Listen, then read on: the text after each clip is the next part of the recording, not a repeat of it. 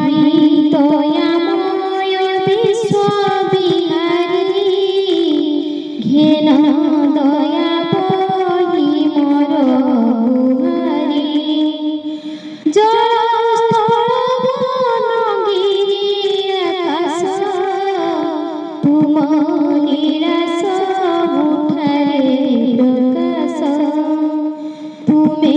शुभ बुद्धि पराशिखा तुमे भल बाट परा देखाओ मोर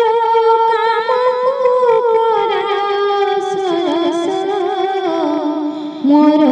मुखे दियो चिर रस मोते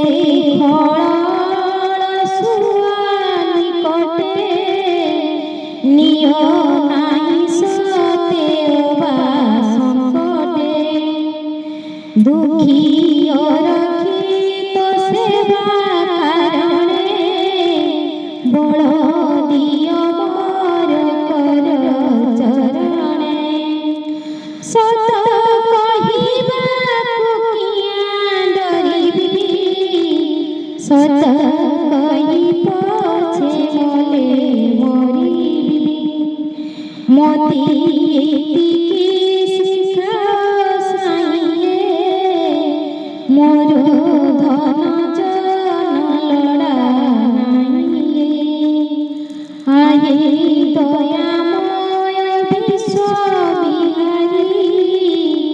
घेन